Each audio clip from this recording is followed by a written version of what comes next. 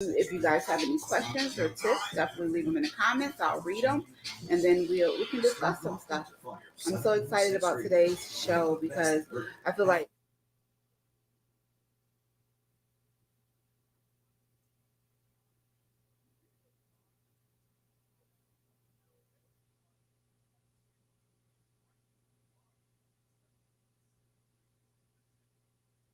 Miss the Dear Auntie Letter, the prizes, the giveaways, Star Junior video conversation. It's lit, it's goodbye. fire. All right, let's do this. With my homegirl Fatima Matthews, so lit. I had to So lit. Fatima Fridays, so I said it again. Like I said it before. You're a mastermind. No, it's on you. Hello. Welcome, everyone. It is Fatima Fridays, y'all. We are back, and y'all already know it's a party. It's a party. It's a party. Yes. Y'all know I am the CEO of Strong Heart to Soul Incorporated, a business where we educate, prevent, and work to eradicate heart disease in underserved communities. So my business is growing strong. It's almost a year old, or it's a year old now. August 11th was my first official year as Strong Heart to Soul, and I am trying to reach out to the community. I'm trying to find leads. I'm trying to find people to work with, business to work with, all that good kind of stuff, so we can get this education piece out to our community. We have another big year coming up for us. We have the Move Project. It is starting in October. The Move Project is where we get together and exercise. We do Zumba, we do step, we do line dancing, we do a lot of different things to get the community moving. Doctors have recommended an hour to an hour and a half of movement a week, and sometimes it's hard to do that. So what we're trying to do is get our people in our community to come together. We usually do it at a local gym, and we move together. We do make it fun. We line dance. We do a lot of different fun activities together. We even do massages, y'all. So you got to get with us. The Move Project, it is exploding. It's starting in October. It is collaborating with creative of Niagara Falls. It's escaping my mind right now, but it is a local business here in Niagara Falls, and we're working together, and we're going to bring this to our community again this year, and I'm very excited about it. But today, hey, I got my homie in the building, y'all.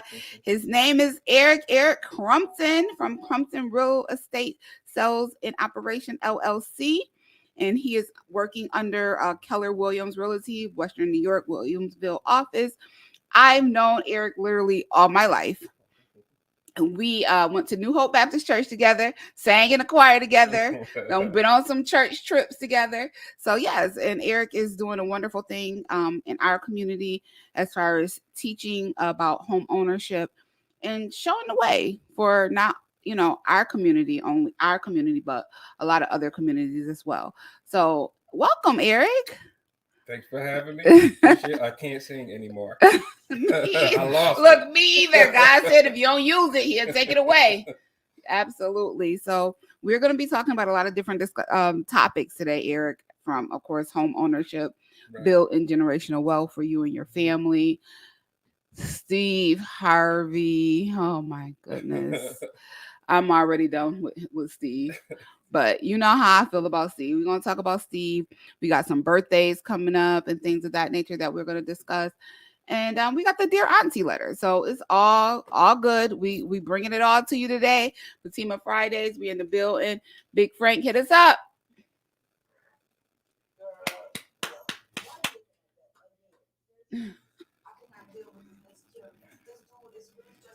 Hey guys, thank you so much for joining. You got some people over there on your live? I'm not too familiar with live, but yeah, I see a couple right here. Say hi to everybody. This is Eric, guys. Hey, y'all. I'm gonna show you Eric. Hey, how y'all doing? Yes, Eric is in the building, y'all. He is gonna help us with some questions and answers. Drop gems today. Yeah, we dropping some gems about home ownership, about generational wealth, the process. You guys have any questions, definitely ask in the comments. I'll read them to him. And share with your fam, share with your family, your friends, your mommy, your sister, your cousin, your brother, whatever it is. Share it so that we can all learn from today. Okay, Keisha. Did y'all see Keisha Cole's on the awards with Diddy? No. They had the VMA awards. Diddy got some kind of award. Yeah, like the Lifetime Achievement Award. You gotta watch it. Yeah, I gotta watch it too. Who got it? Diddy got it? Yeah. Well, he's a legend. Yeah, he's definitely. He's getting their money back, but yeah. Yeah. He's giving people their rights to their music. Yeah, which I mean, after you stole it all, I get it. Right, and squeezed it dry, right? Right. Well, I don't know much about the business of music or the music industry, but I'm concerned because I thought those were his friends. It seemed like, oh, we homies. It wasn't business, but yeah, he was holding out on his homies. Diddy was holding out, y'all. He was keeping. But you know what though? They still had attorneys. Yeah, and their attorneys were supposed to be looking out for their best interest. But you know what? This is our unless the attorney is employed by Diddy. Yeah, right. And this is our thing. Like, we're gonna talk about this. Attorneys, bankers, sometimes real estate. We don't trust these people. Yeah, no. Number one is because they don't look like us. Yeah. And we have a hard time trusting people that don't look like us. There's still people in 2023 that don't put their money in the bank. I want to see us pay probably 4,000 real estate agents in the rest of New York, less than 10% of color. Yeah. So do you get, because like, yeah, it's for instance, I just bought a house. We gotta stop. We're gonna stop this conversation until we get live because we need to talk. It's stuff that we need to talk about, and our community needs to hear this. Right. And guess what, y'all? I'm still supporting my Buffalo Bills, okay? I don't give up about 4 or 5 fumbles. What? We lifers over here, okay? It happens. We lifers over here. Number 17, Allen all day. It was. But you know what? It's the Madden. It's the Madden curse. It's the Madden curse. This is his first game since being on the Madden. It's the curse. But there's injuries, though. The Madden curse is you get hurt. Well, his feelings got hurt. Oh, yes. Yeah, bad night the night before. Yes. And then people was like, he need to get with his old girlfriend because he dumped his girlfriend since last season. They talking about Josh so bad, but I love you, Josh. Lift us up. You got us. I know you holding us, the whole Western New York, on your back. So, we out here for you, Josh. Damn, that's hot. Like, damn, that's hot. Like, damn, that's hot. 5716 Radio. Hot topics, real news, and life-changing conversation. Yes. Fire 716 Good morning, Deborah Green. How you doing? Oh, we ain't live yet.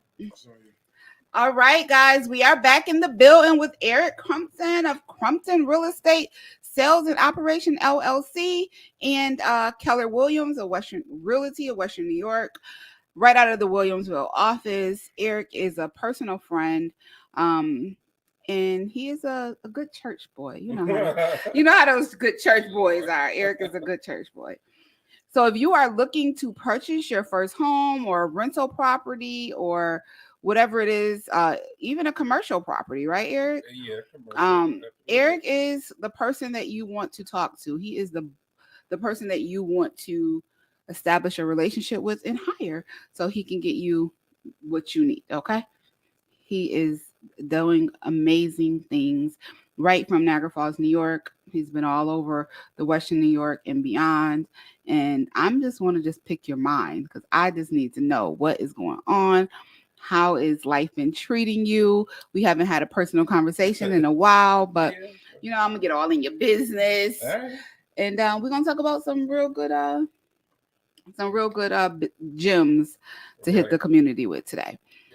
First and foremost, this is real lighthearted because I like to start soft. Are you single? No. Oh, Eric is not single, guys. No, I have a really great lady friend. Okay, that's Really wonderful. good to me. She's amazing. She lives in Canada. Oh, okay. She's from the UK. Oh, wow. Yeah, All so right. I learned a lot. Real diverse in Canada. A lot more than here Yeah, it seems. definitely. But it's great. You know when you got a good woman in your life. Got to keep her. Got to lock it down. You got to keep her, and your life starts to improve. That is so true. Because women are just better. Men, a lot of men, I'm not going to say all men, a lot of men don't understand that. Yeah. When you get a rider in your corner, you better lock it down. Yeah. Because it's somebody right around the corner that's waiting for that opportunity. But not even that. We are blessings. We bless everything that we touch. You know what I'm saying? So women are that type. We could be trying sometimes too. Right. We ain't all perfect. I'm not gonna say that we are, flowers and roses. Right. But when you got a good woman, you got a good woman because things in your life starts to turn around. Ain't that right, Frank? Mm-hmm. Frank has a good woman too, and when you have a good woman, things in your life start turning around. You just for the happier, better. You just be better with, other people. Right, it's just a good thing. So congratulations on that. I'm very happy for you. Yes. So let's talk about.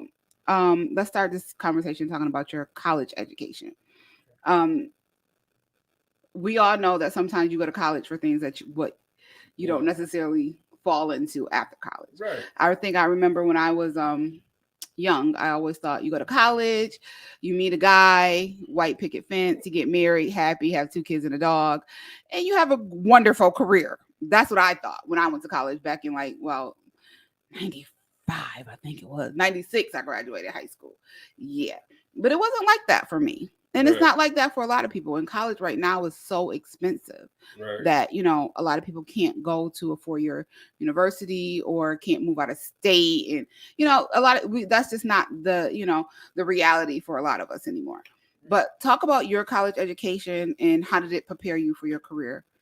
Well, I went to school because, I knew just to be competitive and find at least a decent job, you're going to have some education. I mean, everyone knows that. If you don't, it's true. But I noticed that, after I got my 2-year degree, went on to get my 4-year degree, but I noticed that, what type of job am I going to get? What do I want to do? And then it just appeared like once you get in the workforce, it's just like, okay, I get a bachelor's degree, I'm going to be or a master's degree, I'm going to be competing with everyone else for $60,000, $70,000, $80,000 job. And then you look at inflation. Inflation is like 8%. And then your boss may give you 2% raise per year. So every year you're losing money. So I decided to, there's got to be a better way. I got to find a way that's going to, improve my life, something that's going to improve my life without me getting in all kind of debt. And have actually no capital income. So real estate was it. Because there's low overhead, there's no capital income, and then the networking, you're meeting people from construction, attorneys, the who's who in the community, because when you're dealing with people who can afford homes, I mean, you've got money. But, you also have opportunities to help people who don't realize they can achieve that dream. And that is the most rewarding feeling when you could guide somebody down that path who didn't think they could do it, or to someone who just has their regular job. Their wife might just have a regular job. They have their mortgage to pay, but they're living check to check. So you can give them the guidance on how to get a investment property, change people's lives. And then they tell their friends about you. And that's how you build your business. Yes, I want to get paid, but any good agent that's worth their saying to tell you, the better advice you give without worrying about you getting paid, the more they're going to tell their friends, and you're going to build your business. Well, that's wonderful. Connections is a really big key in the real estate business. Yeah, right? So I try to encourage people coming out of high school to consider real estate as a career path because it's low overhead. You only have to have a high school degree, but it's going to take you a while to build your business, but you're going to make the money. Mm-hmm. You're going to make the money. Now, when you say it takes you a while, Yeah. what's a while? Like a year, 6 months, 2 years? What are we talking about? Depending on the path you take. Of course, if you start as a real estate agent and you already have some sort of post high school education, it's going to make it a little easier for you. But if you don't, you're going to need the right guidance to set you on that path. Mm-hmm. One way to do it is just stick with your brokers and your agency, experienced agents, or you can join a team. You can join a team. They're going to give you a wealth of knowledge, and quickly you're going to be able to, know the game, the ins and outs, and build your business. But the income isn't as lucrative if you do it all on your own, not with the team, and then you could build your business, but it's going to take you longer. Okay. That's the route I chose. You joined the team? No, I didn't join the team. team. Oh, you did it on your own? Yeah, because I wanted, to build my personal brand. Okay. That's what it was all about. I mean, because I know I could have got just agents who are doing really, really well. No disrespect to any other agent, but I don't want to sound arrogant, but, it just makes more sense if you want to build your personal brand. That's the difference. Okay. So if you want to build your personal brand, you probably want to do real estate alone, maybe not alone, but not through a team. Right, but you can join a team and then go out on your own. But most of them want some sort of commission for a year or two, from you. Okay. So that sounds. It doesn't sound extremely hard. No, it's not hard at all. And it's the education piece. How does that work in real estate?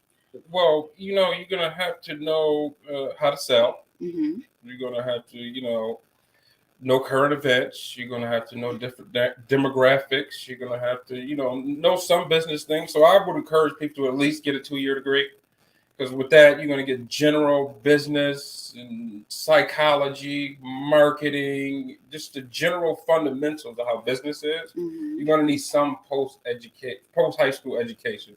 But don't quote me on that, because there's some people I already know who just got a high school education. They're killing it. Yeah. But it's going to take time. Yeah, definitely. Another thing that was interesting about Eric here is that I'm a huge Bills fan, Eric.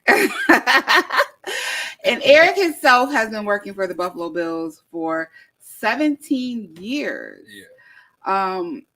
How was that? Tell us about your job with them. Tell us how you got the job. Tell us, or what you want us to know. Tell us a little bit about it so we can, Well, when I was going to college, I got a sales position with them, a temporary sales position, which gets your foot in the door, to show yourself, to be able to, be in the loop to get something full time there, because it's not easy to get into the NFL. So I just took it. And then, they have game day positions where you can work on game day, just so you can stay in the loop until something full-time comes up for you that you can apply to. Nothing ever developed, but I kept the game day position. I ended up getting promoted to supervisor of, it used to be called the Jim Kelly Club. Now it's called the Pepsi Club. Pepsi Club, yeah. And what that is a premium seating area where, it's high-end clientele, and you basically just make sure people have a fun and safe time. Any ticketing issues you handle, but you got to be able to communicate with people of all demographics, because it's like the who's who of the community that's in there. And I've done well. They had me back every year. Okay. And now it's to the point, like I was just telling you, I got my first real estate sale from a season ticket holder in my club. I got my job at ECMC from a season ticket holder in my club, and I'm a Raiders fan. But Bills fans are great. Here, Raiders. Do you hear this here, Raiders fan? How could you not? Because these fans changed my life. Yeah. So on game day, it's never about politics. It's all about, if you like the Bills, we family. Yeah. It's a real special place. It is a special place. We love anybody. You put on that red, blue, white and blue, and white, red and blue, whatever. You cool. You cool people. You cool. And that's just how it is in Western New York with the Bills fans. But you also work for ECMC. Yes. What do you do there? Well, I work full-time in the patient financial services department, helping people with insurance, bills, etc., like that. But it's just a way for me to use my skill set to help people. because I'm really good with people and guiding them, because ECMC is the only level 1 trauma center. So when people call, or come there, they're dealing with some of the most traumatic events of their lives, or their loved ones are, and then they have this bill. So you got to be able to be compassionate. Sometimes you got to be able to take control of the situation, because they might be, chewing your head off, but it's nothing personal. It's just that, they're not there for a bee sting. Right. So, it's challenging sometimes, but it's actually helped me improve my communication skills by being able to put myself in those people's shoes and being able to help them and get us and provide a solution. Oh, we thank you for that, Eric. That's really, really nice that you do that. You got to give people grace. I don't know if y'all listen to the show a lot, but I'm always about giving people grace, because you never know what people are going through. But that's a wonderful job, and you've been there for a while too. When do you sleep? Because you got a lot going on. You got houses, the Bills Club, ECMC. When do you sleep? Well, the thing with me is I exercise 3 to 5 days a week. Without that, I wouldn't have the mental capacity, the patience to be able to sustain what I'm doing right now. But the Bills is only maybe 10 or 11 days a year, maybe a little more if they make the playoffs, Right. But it does get challenging sometimes. But I encourage people. Sometimes you may want to drink or something to wind down, but exercise will help you get through whatever stressful situation you're going through. I hear you. I am, as y'all all know, I have a love-hate relationship with exercise, and I am trying to get on a heart transplant list. Oh. So I have to exercise. I have to get my heart muscle strong. I have to get my lungs strong. I have to do, I went to therapy for a while after my health issues. But now I am going back to working out starting Monday, 4 days a week, guys. It is going to be crazy. I'm going to be mean. I'm going to be mad. So pray for me, guys, because I'm definitely going to need it. Mondays and Wednesday mornings, I'm going to be exercising, and then Tuesdays and Thursday evenings.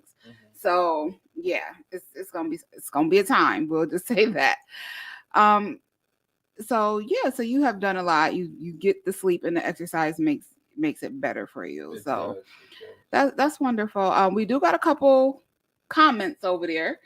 Good morning, Deborah Green. Thank you, Auntie Deborah, for always watching. And guess who else? Miss Josetta Chapman. My mom? Yes, Eric's mom is online. Hi, Miss Chapman. How are you today? Think I told her I was going to be doing this. Really? Well, she watches every Friday. Hey, Mom. Hey, Mom. So, yes, you have raised a very good son here. And you have beautiful and very good kids. So you have done a wonderful job, Josetta. That's a blessing, because kids now, you know how kids is. Right. Listen. She did it by herself, like a lot of mothers do, Yeah, and that's not easy. No, I know. It's not. And she did a great job. She did an amazing job, and she kept you in church. And that, I think, a lot of times is the key to, giving us a foundation in church. I sometimes get upset with myself because I didn't keep my children in church as much as I should have. Because I grew up in the church, and we was in church all the time. Okay. But when I got older, I kind of moved away from that a bit, and I didn't, my children aren't as church driven as I would like them to be. But I'm gonna do better with my grandson. He's gonna be in church. Yes. Let's talk about the community in home ownership, or our community in home ownership. Our community has problems with ownership. Do you think it's because of not being educated, or do you think it's because we're just too scared to make the jump? What do you think, as far as what is stopping us from home ownership? Well, I think it's a little bit of both. Because most people see how much it costs to own a home, and it's getting more expensive to own a home every year. But in reality, the less money you make, the more grants and free money there is for you to own homes. That's very true. Like most cities, I know Buffalo and Niagara Falls, just for being a first-time homeowner, there's at least $2,500 of grant money you ain't got to pay back. Mm-hmm. And then most banks offer free money towards closing costs and down payment assistance. I mean, it's just so many programs out there, and your credit only has to be a 580. Wow. Most want you to have at least a 620. But if you got the 580, we can help you get to the 620. Yes, we can definitely. And we can help you get there. A lot of people think credit is such a sore in our community, right? And it's because I think it's because our parents or their parents didn't know about it, because you don't know what you don't know. I say this all the time. You don't know what you don't know. So parents didn't know. They didn't teach their kids about it. My mom never taught me about credit. My mother did so many things. She worked so hard. She worked 2 jobs at sometimes. She did so many things kept me in the church. It was just save your money. Right? Save your money, right? And not even necessarily put it in the bank. Just save your money. Right. But with that, you don't learn how. She didn't know. And I don't know. My grandparents owned a home. Right. So, but you know what I think was they owned a home because someone passed away, and they got blessed with funds. So they were like, you know, I got to buy a home with this money. Smart. Which is very smart. Mm-hmm. But nowadays, a lot of us don't have life insurance. So that's another topic. See Dante Miles for that. So shout out to Dante. I need some more. I will be. Yeah, definitely reach out to Dante. So because of these situations, we today, 2023, we don't know what we don't know. Right. So I bought a home, my first home, 2 years ago. Right. My mom has never owned a home, but she did so much on the little bit that she had. Right. And I'd be like, how in the world, like, the lights ain't never been cut off. You know what I'm saying? We ain't never not had water, you know, stuff like that. How in the world did she do it? I'm a mother of 2 now, a grandmother. Like, how in the world? Like, I'm literally pulling my hair out. Right. So I get everybody's telling us buy a house, you know, it's generational wealth, is this, is that. But when you are living paycheck to paycheck, it's hard to understand that. Right. And I think our community needs to understand that even when you buy a house, you're still going to be living paycheck to paycheck. You know what I'm saying? Right. But you have something to fall back on. Right. And that is something. Can you speak to that a little bit? Because, you know, we don't know. We don't know what we don't know. Yeah. So I encourage people, if you're going to buy a house, get you one where you can make some rental income off of it. You can live in one unit and rent out the other for rental income. So if you tell your bank that's your plan, they will calculate that rental income before approving you for the loan. So if you got it, and you can use a FHA loan. Tell it what? Stop. What is a FHA loan? Housing Association, where you can first-time homeowners are backed by the loans are backed by the federal government. Okay. So you only have to have a 580 credit score to get 580, guys. Did y'all hear that? Yeah. FHA. Yes, and 3.5% down usually. 3.5%, not 8%, not 7.5%, 3.5%. And you could get grants and loans to help you pay for that, the 3.5%. Okay. Reach out to me, promptrealestatesales@gmail.com. I'll guide anyone. But so those are the first things you want to do. If you're a first-time home owner, you want to try to get as much free money as you can. Absolutely. Any type of grants. All the major banks have some type of because it's so competitive. There's so many lenders that want your money. Right. So I encourage people, if they're not giving you any free money, don't choose them. You might find somebody that your mom dealt with or somebody at the church dealt with that can get you approved. Sorry, but if you don't have a program with some free money, because where you gonna find this $3, $5, $10, $15,000? Right. So you have to go with the bank that's gonna give you free money, and they're out there. I will help you find them. They are actually out there, and I was surprised to know, because like I said, I purchased my home, and M&T was good with that. Evans Bank is good with that. It was a couple other banks that I was surprised. Bank of America, Rocket Mortgage. Yeah, so just about all the major banks are willing to help you out with your down payment. Yes, and then I know at least the city of Buffalo and the city of Niagara Falls has grants that you don't have to pay back to help you with closing costs just for being the first time homeowner. Because cities, certain areas of cities they want to develop. Yeah. So there's certain incentives, they have to get creative to get areas. people to move in certain areas, and plus in general they want the tax revenue. They don't want you to move in Williamsville. They want you in Buffalo. They want that tax money. Absolutely. So reach out to me. I mean, it's just too many to list, but don't be afraid. I mean, because I deal with a lot of rentals too, and we check the credit. I mean, a lot of them, have a 580, 600 credit score. Just need a little push, and then they can become homeowners instead of renting because the price of rent is not going to go down. Mm-hmm. Woo! And you put that equity into someone else's pocket. When you can put it in your pocket, passing it on to your loved ones. But I'm getting a little bit sidetracked. But the multifamily home, you in case you lose your job, you got that tenant upstairs paying half your mortgage or 80% of your mortgage. You can get with the FHA loan, you can get up to a 4-unit property. Oh wow! So when you apply for your loan, the bank is going to know he's going to get $4,000 of rent. So he only makes $40,000, but they're going to calculate that as your income before approving you for the loan. Mm-hmm.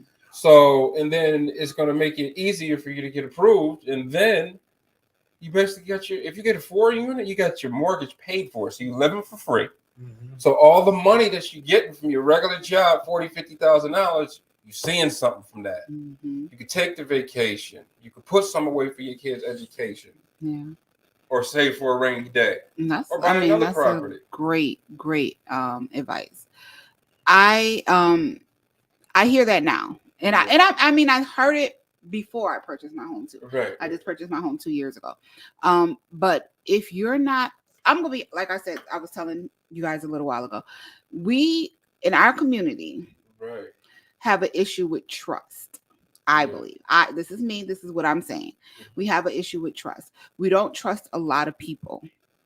And because of that, you have to have an attorney. You have to have a realtor. You have to have a bank that you trust. Mm-hmm. A lot of us is using Cash App as our banks. Yes. And that to me is absolutely nuts. Right. But when I see people on Facebook every day talk about, oh my goodness, Cash App is down again. Yeah. Like, this is your bank? Like, this is where you have a relationship with? Like, what happens when your car go down and you need to go take a loan? Right. You know what I'm saying? Like that. So we have a problem with trust because we need it right then and there. So what I'm getting at is because we have this issue with trust, because we don't trust people because they don't look like us. Right. How we can't, somebody else told me, oh, you can get a duplex. Mm-hmm. And I was like, okay. You know what I'm saying? Because I don't know you, dude. Like, you don't know my circumstances. Right. You know what I'm saying? Like, I'm barely making my rent in my condo. How am I gonna get a duplex? Right. So it didn't seem real to me. Right. So I went ahead and purchased a single family home. Mm-hmm. And now I got this mortgage that I gotta pay. Right. And for a lot of us, we're just so excited that we got our credit score over 650 and we can buy a house. You know what I'm saying? Yeah. So we're not thinking about buying a duplex because we can buy this house. Like, let's just get in this house. You know what I'm saying? We'll think about that's the goal is let's get in this house. We'll think about the rest once we in this house. Right. But it is, now that I see where you're coming from, I do think it's very important that we should definitely be trying to buy duplexes and things of that nature. But what do we tell the people who is just at a 680, just barely making it? How do you explain that to them or tell them differently so they will understand that you got that opportunity too? You can do this too. Right. So when I came a real estate agent, I wanted to be able to provide value in my community and help people that look like me. Mm-hmm. But I had to be able to help myself first to be a role model and, have a track record. So that's what I'm doing now. I'm starting to see some success.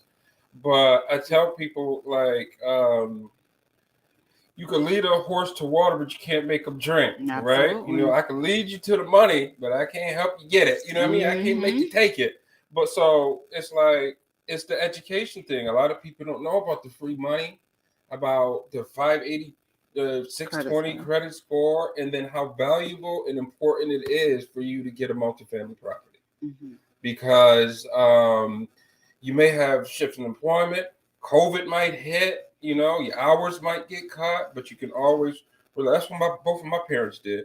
I mean, I'm pretty sure they had bigger dreams than just owning one property, you know, but, you know, it is what it is. Yeah.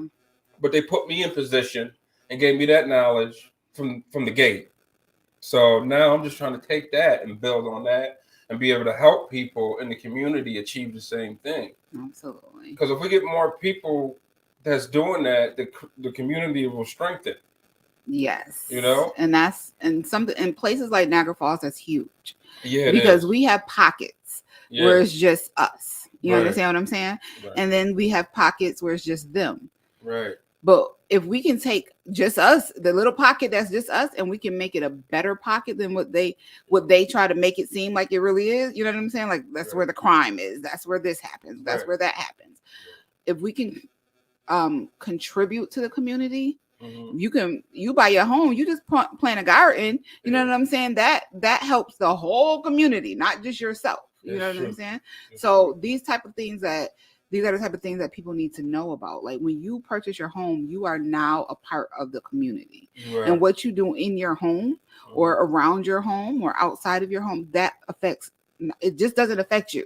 Right. When you move next door to an abandoned building, that's a problem. Right. That is a huge problem. So all these places that are coming in, renting up places in Niagara Falls, they ain't never seen these places. Right. They from California and they looking for a cheap investment property, and they come to Niagara Falls and they purchase it and they still ain't never seen it. I'm glad we're gonna talk about that. And they charge you $1,200 a month for rent. They don't know you, they don't care about you, they don't see you how you struggling, they don't see your kids, your family, they don't care about you. Right. But if you purchase a duplex, you know your neighbor, you know who live upstairs from you, you can help them and they can help you. Right. So it grows the community. Yeah. So a lot of times I've seen with investors who don't live here and they want to invest, a lot of them be just people like me and you. Say if we just friends from high school, we want to take $50,000 out of our 401k, pull it together, get a house. We're gonna buy a house and get some rental property. They mean well, but they just don't realize what it takes to operate, you know, even just a 2-3 family unit. The grass got to be cut anytime there's a problem, that something needs to be fixed, that's money. But they just regular people with 9 to 5 like us, who it's their first investment property. And then you have the ones who own 50 to 100 homes who, you know, it's nothing to them for to get fixed. And then, you know, it's no problem for them to get it fixed. There's really no issues. But a lot of them really ain't slumlords. They just don't have the money. They don't really realize what it takes to keep it up. Yeah, they don't realize it, you know. And then, you know, it's a reflection. It's like your actions, your neglect. No matter what you say, you could mean well, but you still just need to be fixed. This yard is still messed up. You know, but if anybody's having a problem with their neighbors or houses or anything like that, I can find who the owners are. And then we can get in contact with the city, and the city will find them if they don't keep up the yard. A lot of people buy houses under LLCs and not their regular names. Yes. Just to be discreet, because you don't want people to know your business. Right. You know, but we could find them and we could get the city to, you know, to address the issue. All right. Well, Big Frank, we're going to ask you to hook us up with some 90s music. And we'll come back. We're going to get a little deeper into these jewels that Eric is dropping. Yeah. Hiker Cool said he got a guy like that. Miss Scene said I 100% agree. Yeah, it's a lot of things that's going on in our community that just, you know. Another thing that pains me too is when I have a rental, y'all take Section 8. It's against the law to not take Section 8. It's against the law? It's against the law. It's fair housing, federal law. Wow. You can't discriminate for gender, income source, nothing. So I tell them, I give them my card, I say, listen, if they tell you they don't take Section 8, you call me. I'll help you report them. Wow. That's just racist.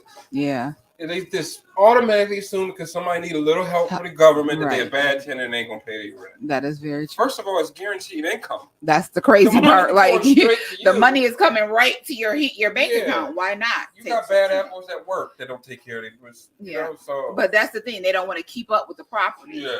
So they don't want the rules and regulations that Section 8 requires. Yes. You need to tell them it's against the law to not take Section 8, Belmont, disability, whatever it is. I didn't know it was against the law. Against the law. Wow. Fair housing laws. Wow. Sad, ain't it? Living in life like it's gold. It is really sad because a lot of people get over on the little guy and just not being knowledgeable of what's going on. Yeah. So, and another thing I want to talk about too is like people, like the teachers and people who work for GM, whatever it is. They tirelessly check, working crazy hours of overtime. They need to take some of that money out of 401k and put a down payment on a rental property. Mm-hmm. Or, Sounds smart, yeah. Open up an LLC with your homegirl. Y'all both take 40, 50,000 now, or 30, 25, whatever. As long as you get the down payment. You get the down payment, $30,000, $40,000 for a $200,000 house. If say it's a 4-unit, the bank is going to say, "Oh, that's $4,000 more for income. That's $48,000 a year they got approved." Yeah, that's what most of these investors from New York City do in Canada too. Because if you want to invest in Canada or New York City, you need $750,000 or $1 million. Oh, yeah, here Canada is very. So they come up here, they get a $100,000 property, and then they can invest. Wow. Yeah. Interesting. Yeah. Very, very interesting. Yeah, so you save your 401k. I'm not telling people not to do that. But you don't reap the benefits until you retire. Mm-hmm. And then fully appreciate it. But if you take some of that money and put it in real estate, you're reaping the benefits right away. Every month you get money in your pocket, and then real estate always appreciates. It's going to appreciate just like that 401k did. But what if we don't have a 401k? Mm-hmm. If you don't, then you're just going to have to start from scratch and get you, a loan, live in one unit. Because if you do a FHA loan, you can get up to a 4-unit property. Same thing. You still only need 3.5% down. You still only need the 580 score. But the thing is, you have to live in it for a few years as your primary residence. Yeah. That's not hard. I mean, most people want to live in it anyway. It's your house. So I got a 2-unit right here. I'm not getting my full mortgage paid for the rent, but I'm getting most of it paid. So that's where it is, That's cool. That's good to know. So I'm thinking that, if you want to, within a couple of years, after your minimum, you should get a multifamily. Mm-hmm. Now, I'm going to ask you about it. Now, you already know it. Yeah. My brain been thinking. Absolutely. But I honestly want out of New York State, but that's another question. I do want out of New York State, but I still want to keep my house here. Yeah, just keep it and rent it out. When you apply for your next loan? My thing was I was going to rent it out to my son, but he done brought him a house, so that's out of the question, I guess. But I got an 18. Oh, well, by that time I'll have an 18-year-old. All right, guys, we are back. It is Fatima Fridays, and y'all already know it's a party. It's a party. Right. But today we are educating the masses, so we pausing the party a little bit. We pausing the party to educate, and that's all good because even though it's all good and fun to have a good time, but education is the key. Education is grand. You need it. You definitely need it. We were talking about this a little bit. We don't trust banks. We don't trust realtors. We don't trust lawyers. We don't trust. So it's hard for us to find people that look like us to trust and to service us. Right. And I'm going to be honest. When I go to a bank, I'm not. How can I say it? I do appreciate when I can go to someone who looks like me. Right. Let's just be honest. Right. And they're the same. That people are people. We want to deal with somebody that look like us sometimes. Yeah, a lot of times they can relate to yourself a little differently. Situation. Yeah. Absolutely. They can relate to things, or they know you, they know your family, and Right. it's just a little different. It's a different vibe, as people can say, it's a different vibe. But how many of us are realtors in Western New York, or how, what's the numbers looking like? Well, it's probably approximately 4,000 agents in Western New York, and there's less than 10% that are of color. And even less than that are brokers, which I just became. I just passed the exam. Okay, congratulations. Thank Congratulations. you. But I don't really want to make it about race, Right. because our job as realtors, if you're worth your weight in sand, is just to try to help people. So, and I have tools that I can help people in my community. So I just want to put the education in front of people. So don't be shy. Reach out to me, crumptonrealestatesales@gmail.com, crumptonrealestatesales.kw.com. Reach out to me. Anything you want to know about investing, home ownership, I can give you advice on. Like we were talking about, the 401k. Like most people don't know, you can borrow from your 401k to get an investment property. Mm-hmm. You tired of living check to check, take some of that 401k, put a down payment on a house, get rental income, ease your life a little bit, and then you can pass it on to the next generation. Absolutely. So your next generation don't have to work as hard as you. And I think that's our goal. Our key is so that we pass a little bit of knowledge to the next generation. They gain on that knowledge and pass it on to their generation. Exactly. That's our goal. As parents, I believe that's what it is. I try to give my child as much juice as I can. Now, if they listen, that's something totally different. Right. That's completely different.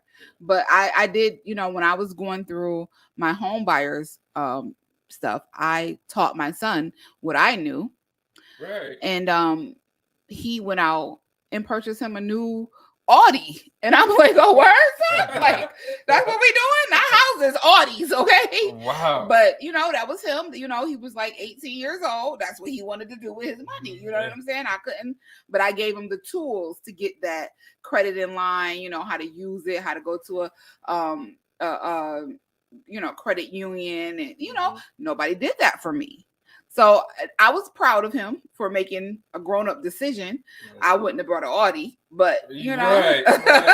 And he got the house too. Yeah, now he has the home. So yeah, as he's texting me where I'm at work, son. I'm working.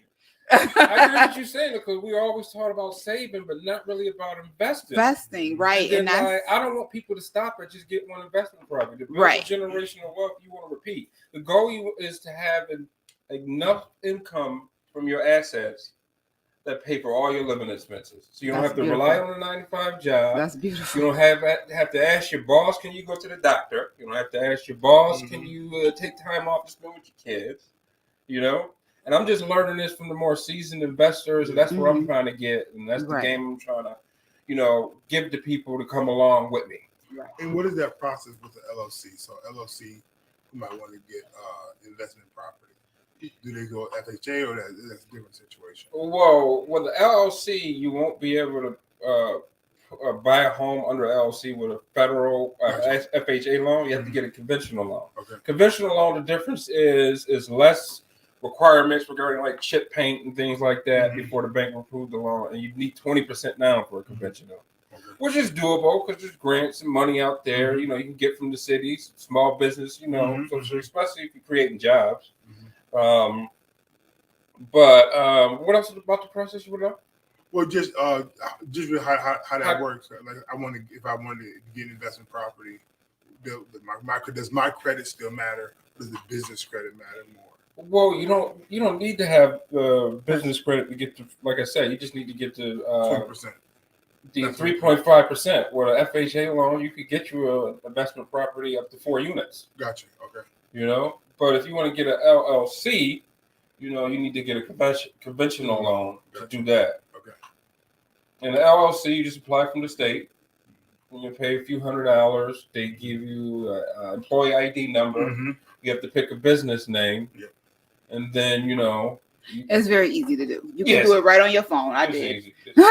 Look, you can do it right on your phone. Yeah, I got So mine, yeah, and that's these are little snippets, little Right. jewels that you're dropping that Right. some of us just don't know. Some of us do know because I've seen, like, I think Ernie Bivens, shout out to Ernie. He's now in Vegas. Is he? Yeah, he's now in Vegas. He was telling all of us years ago on Facebook, come down here and get this business money, come down here and get this money, Right. like right before the COVID time, I think it was. That's good. I don't know. Nobody And- don't like Ernie. Yeah, and he so I think I learned something from him, you know what I'm saying? Right. So you never know, and we got a computer in our hand all the time, Yeah. so you never know. Watching these little tidbits about credit on TikTok and all that different kind of stuff, it's not all just for entertainment. you Right, know right. Take some of that information and apply it. That's what I've done in a lot of different cases, and I've learned something, and sometimes I've made a lot of mistakes. Yeah, you will. You will make mistakes, but you learn from mistakes as well. Hi, Uncle Al, thank you so much for joining us this morning. So what was it? So you said something about 401k. I want people to know that 401k is when you have a job, Right. you invest in your 401k and it goes against the stock market and all that good stuff. Right. But what if you don't have a 401k? What do you do at that point? I know we talked about it off screen, Right. but a lot of our consumers or our fam here with Fatima Fridays might not have a steady job. You know what I'm saying? Or Right. might not have a 401k at their job. They may Right. have had that option, but they're like, I don't know what a 401k is, so Right. I'm not putting my money nowhere. Right. Tell us what if you don't have a 401k, how can you still get a home? Well, to get 100, and real estate ain't that expensive in Niagara Falls. Yeah, here it's not, but other places. It is. So to get $100,000 home, you need 3.5% down with an FHA loan. Mm-hmm. What is that? $3,500? Yep, $3,500. $3,500. And then you're gonna have closing costs, so it'll be slightly higher, but you can get grants from the city, and it's important to choose a bank that's going to help you with that. Right. Really, because they're out there. I will find them for you to get you some money so you can pay minimum out of your pocket to get that house. Yes. So don't be afraid. The And money people is think there. $3,500 is a lot of money, but you get $10,000 with your taxes every year. You know what I'm saying? Like, especially if you get income taxes, use that for right? a house. Buy your house, because a lot of times we get our income tax money, we go out there and buy a used car. The cars will be there. We take our kids to Florida. I know we used to go to Florida every year. Okay. Yep. Every Florida year. So ain't I'm going not nowhere. right. I'm not against doing this kind of stuff. Right. I am not. But now that I'm older and I'm a little wiser now, and I'm giving the jewels that I've learned to my children, I see where I wasted a lot of time and I wasted a lot of money. You and me both. And now that I'm in a different position, I can give this information to other people, Right. so they don't have to make the same mistakes that I did. Right. And you can sleep better at night knowing that you made a difference in somebody else's life in this world. Absolutely. So people who know this stuff, tell your sister, your cousin, your brother, your sister. You see homeboy down the street, you see that he struggling, but he's still going to work every day. You know what I'm saying? Tell him a little bit of something. Don't be a gatekeeper. Right. That's the word they calling it now, is a gatekeeper. We change our terms all the time. So don't be a gatekeeper. This man got a job. He might be working at, slip holes or whatever is that even a thing anymore. Sam's Club, for instance. You know what I'm saying? But that this guy goes to work. He's a hard worker, a girl, whatever. But they just barely making it. And a lot of us are. Just because you got a home don't mean that you're not barely making it, okay? Because I got one and I'm barely making it, but I'm making it. Tell them, how to get ahead in life, because what you know and then what they know put together make a life better for their children. Right. So give people grace. So once you get the home and you pay down that mortgage sum and you fix it up a little bit, you're going to gain equity. Equity is money that you can borrow against. Instead of just going to the bank, just applying for a regular loan, they know that you have equity in this home. So if you say you buy a house for $150,000, right? Fixed up the bathroom, the kitchen. So say it's worth, just throwing that out there. Say if it's worth $170 now. You pay the mortgage down, what you had for maybe $130. So now you have maybe $30,000-$40,000 in equity after a couple years. Mhm. So you could borrow against that to say if you got car problems or you want to buy another investment property. Mhm. That's the down payment. And that's my plan. If you're renting, you're putting that equity in somebody else's pocket, and that's what they're doing with your money. Yep. They're buying investment properties. And there's contractors in our community. I can name a handful of them, that'll help you do the work. You know what I mean? Mm-hmm. Fix it up, and then you put more money into your pocket. Absolutely. So I was telling you, my home right now, I have a 3-bedroom home, 1 bathroom, Yeah. and my mortgage is about $900 a month. Let's Right. just say that. I seen on Facebook the other day, somebody advertising a home that they want to rent out, 2 bedrooms, 1 bath, $1,100 Here? a month, right here in Niagara Falls. See what I'm saying?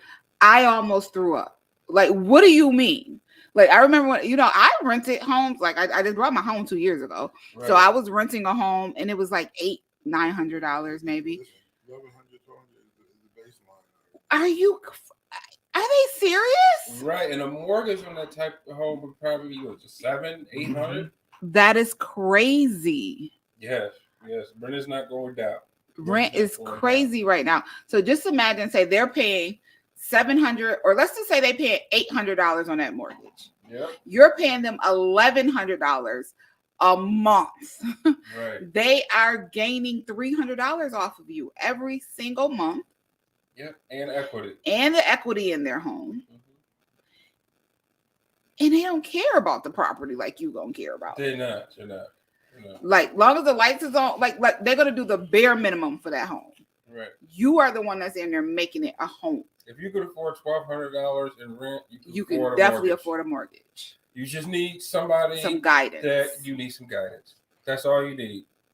And of course, most real estate, all of us want to get paid, but the ones that I notice are more successful really want to give you the best advice. Mm-hmm. They want to give you the best advice first because how it's a win-win situation. Yeah. Because like you said, if you do the best for me, then I'm going to tell my friends. Right. And they're going to tell their friends. Right. And then that comes back to you triple-fold because now you got 3 customers instead of 1. Right. And a lot of people say, it's bad neighborhoods and there go. This is our community. Yes. We know everybody. You know what I mean? If we want to buy a house on 25th in, Cleveland or whatever it is, do it. Absolutely. Do it. And make it a good neighborhood. Change starts with us. Yep. And then tell your homegirl or your homeboy, one just came up. Listen, fix this up. Live next to me. Yeah. You run out of some sugar? You go to the neighbor. Get you some Absolutely. Sugar. That's hilarious. Never mind. I got it. Never mind. But that's true, though. That's very true. Yeah, we got to build the community up. And then the way to do it is through home ownership. Mm-hmm. We can't wait for them to give us the jobs, whatever, because if you can afford these rents, the challenge, you close. The challenge I have with that is that we can afford the rent, but our credit's so jacked up. 580 get you in the door. 580 is really not that hard. Yeah. If you could get to 580, you can get to 620. You need to be 620. And you know what? And there are people to help you with that. Right. So you're not on your own. Right. Because I think, oh Lord, when I started, I'm about to get y'all all in my business, okay? I think when I really started the process, my credit score was like a 550 when I started the process, and that's because I had a lot of student debt. Oh yeah. I had a lot of hospital bills. Right. So there were different reasons. It wasn't just like I was out there balling, because I definitely wasn't. Right. We all have our issues. So when I started this process, my credit score was like a 550. But I got with Danielle Rice, which I don't know if she does this anymore. I don't think she does this anymore. But Danielle Rice, she got me with another, and this is people in my community. Right. You know what I'm saying? So there are people in this community will help you. Right. So I got with Danielle Rice, who did a class for homeowners association, and I was in the class, and I had a 550, and they didn't know that. Right. You know what I'm Right. saying? But I was there and I was learning. Right. And I talked to Danielle afterwards, and I was like, "Look, Danielle, they said you need a 580. I only got a 550. What can I do?" Right. You know, and she took the time out on her own and say, "This is what you do." And every time, still to this day, now this is probably 8 years ago. Still to this day, when I have a credit question, who I call her? Danielle writes. Right. Because now I feel comfortable with her, number one. Right. She looked out for me, number two. You know what I'm saying? And now she's on to a separate business. She has another business in Buffalo now. And I go to her business. She go to my business. You got to give me her information so I can give it to people. Yeah. So she definitely helped me. And there are people in the community. Right. There are free, and that's the key word. Yeah. Free. There are free things in this community that can help you get your credit together. Right. And then if you just learn a little bit. Yeah, it's gonna take some follow through. It's gonna take some things. Yep. It's gonna take some time. People want things quickly, and that's not how it works. That's not how it works. You gotta learn patience. I was just before we started this. It took me 10 years to buy a house. Yep. It took me 10 years, not only because I did go through Habitat for Humanity for a long time. That's in Niagara Falls. That's just another story. It took them a long time to build the house. They only work in the summer, and we all know we only get 2 months of summer, so that was something. And then I got sick, so I was out for a couple years there. But it did take me a long time to purchase a home. But during that time, I was working on me. Right. You understand? I was getting my life together. I was building my credit. I was building things. And people, we tell each other, "Oh, I'm building my credit," or "I'm doing this, I'm doing that." And people think, "Oh, you got money to pay." It's not about the money all the time. Yeah. It's free opportunity out there. Right. And when you find people that will help you, or that will help you, or you have questions to or questions about, help them, show them, guide them. I used to do Uber. And it was, I don't know how this conversation came up about home ownership with a young lady in my Uber. She was like, "Where did you go? How did you do it?" I wrote her by the place. Like, this is where I was at. I knocked on the door. Like, I went to this place and I showed her, like, you can go here. They have them every Saturday morning. Like, it's doable. It's doable. Because you know what? I'm, again, not to make it race at all, but they tell their children this stuff. You know what I'm saying? You're right. The connections for them are there. The connections for us aren't always there. So we have to make the connection. And that's what I've been trying to do. And that's what I'm going to continue to do. It really ain't about race, it's about rich and poor. Actually, absolutely. A lot of things in life. Yep. A lot of things. And a lot of things is, oh, you're racist, you're this, you're that. It has nothing to do with race. Rich and poor. It has nothing to do with race. One of the best always about rich and poor. Rich Dad, Poor Dad. Yes. It's always about rich and poor. They keep the poor uneducated. That's the thing. That's the key. Because if you don't know, you don't know. And if you don't know, you can't teach your kids, and you can't teach your grandkids, and you can't. And then y'all always will be in the same boat. Yeah. So that's what I'm here for, and Fatima Fridays is here for. Absolutely. We're trying to put the knowledge in front of people. And that's another thing, too. Around tax time, we need to do something to get people to use that money while the opportunity's there to start the process of home ownership. Absolutely. Because Florida's going to be there, the Bahamas going to be there, LA going to be there. Absolutely. And so it's going to use cars. You will get one. We want to put you out in some homes. Absolutely. So that you can take more vacations. Yeah. Like, listen. Yeah. It really is. So this is a homeowner question, I guess. Escrow and PMI. Yeah.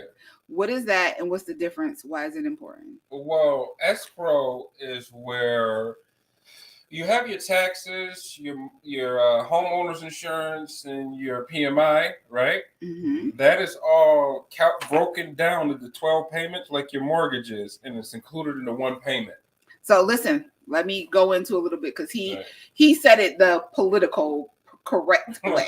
Let me tell you what it is. So your mortgage is, let's just say $500 for 30 years or 20 years or whatever. Your mortgage is $500.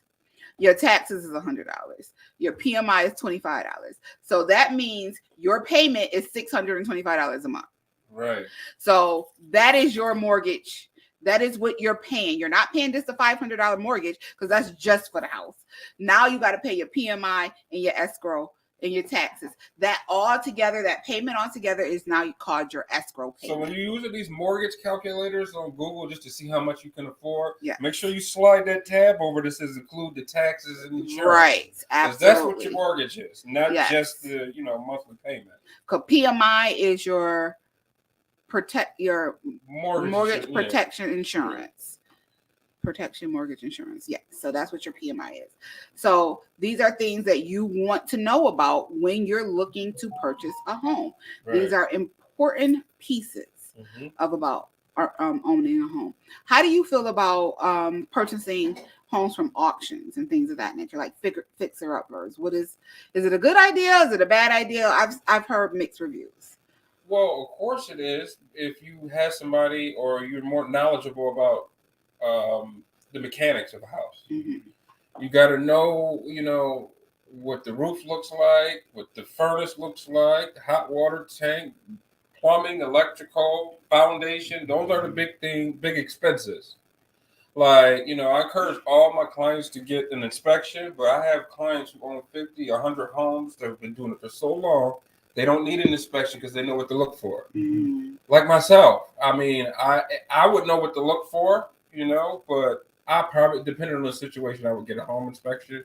But if you know what the condition of those 5 things are, I mean, you don't really need an inspection because all homes that they've been lived in, especially these 100-year-old homes, are going to have bumps and bruises. You can tell it was lived in. It's going to need a new floor. Bathroom, that bathroom got to go when we buy that kitchen got to go. So, those are the things, but with an auction, usually a lot of them are bank foreclosures where they're just trying to recover up some of the money that they're losing out from this person defaulting on their mortgage. So it's you're going to get a good deal, but, 9 times out of 10, if they defaulted on the mortgage, they weren't keeping the house up. Right. So it's going to need a lot. It's going to be some holes in the walls. Those are the things you're going to have to look for. And then, what you're comfortable paying. But everybody's looking for the auction, Yeah. So and a lot of times, I believe you got to have cash available just to purchase it. Yes. And this is a personal question. I don't know. Yeah. Is this when you buy it from the auction, if it's a $50,000 home, you don't have to go down there with $50,000, right? Is there a percentage of the home that you have to buy or use or something? Well, I don't do a lot of auction work, but it just depends on the type of auction it is. Okay. There's different types of auctions, but I have somebody who's an expert at auctions. He actually has a book.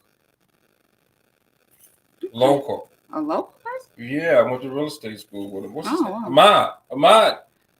Yeah. Okay. All right, Ahmad. I might be hitting you up, Ahmad. So as you can see, Eric has so much knowledge. And I'm so happy that we have you on the show today, Eric. Not only because you're my homie and we go way back, but because you're dropping jewels and you're giving us this information. And so friends and family, the Fatima fam that is watching right now, if you know someone that is looking to buy a home, if you know someone that's just got a good job, or not a good job, but it's a job, send them this, send it to them, because you never know what they might be thinking. Renting is renting. When you own it, you're going to take care of it a little better, number one. And it's going to work for you more than you working for it. Right. So send this out to your homies, your cousins, your brothers, your sisters, and tell them, look, listen to this podcast today because they're talking about important information that might help you or your family or your friends or whatever the case may be. But when did you fall in love with real estate?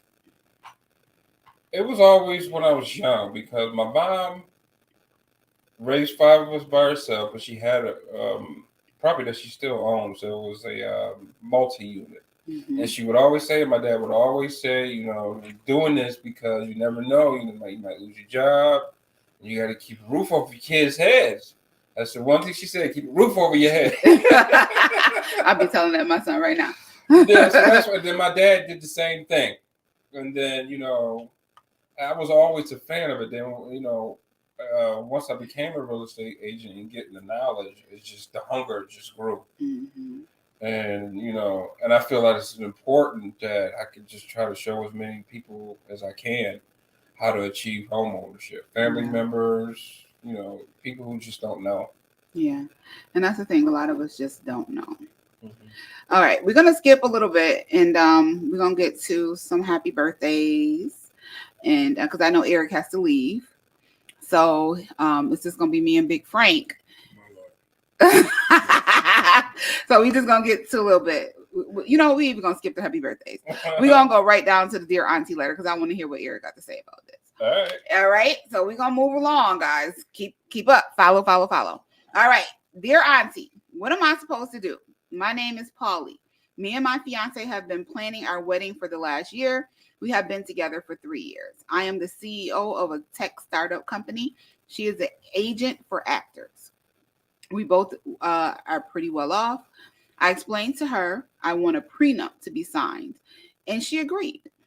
We sat down with an attorney. We worked out everything, and the attorney sent it over to us after it was printed out, which is about 2 months later.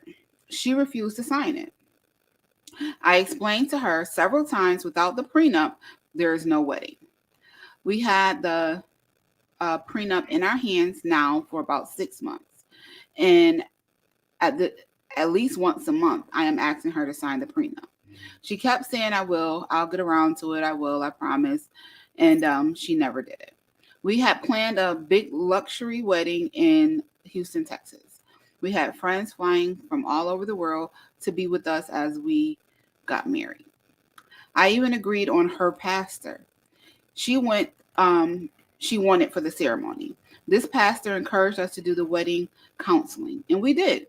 During the counseling, the prenup came up. The pastor stated, I do not believe in prenups. Just let the Lord lead you. I was very nice and explained to the pastor that this is his belief and not mine. This was 2 months before our wedding, for our planned wedding. Now everything is a go. People are starting to RSVP. We had over 1,000 flowers. The venue is looking beautiful, but my fiance still has not signed the prenup. Now I'm getting worried. I asked her one last time, why don't you just sign the prenup? She gives me a reason, but nothing concrete, and states, if it's that important to you, honey, I will sign it the night before the wedding. And I agreed. Now the wedding is tomorrow, and the prenup is still not signed. Me and my family stayed at another hotel because I can't see the bride before the main event, states my fiance. Saturday is the wedding day. Everyone is at the church, and I simply don't show up because I did not see a signed prenup. I had my best friend make an announcement to everyone to meet at the reception location. Instead of getting married that day, we had a really nice party. My fiance was devastated, but she brought this all on herself. Sincerely, Prenup Polly. They had a really nice party. Listen, that's deep. Proper. I think valid. We talked about this. We agreed. You didn't do your part. Right. Yeah, right. And I've been patient. I've been he's been very patient. He's been very patient. And we're not going to let this reception hall go to waste. Right. So, right. No deposit. No deposit. Valid. So, that's deep. That's heavy. That is super heavy. But, what do you think, Eric? Wow. I mean, I can't believe the relationship ended like that. But, I mean, if they agreed and one didn't do their part, I mean, I guess the other party had to follow through instead of, because the person would probably walked all over him. Yeah. If he would have just, said, listen, we agreed and you didn't, and I'll go through with it. Right. The wedding without the prenup, it's not a good situation. And I also think with prenups that you have to understand that you can add to this contract between you all.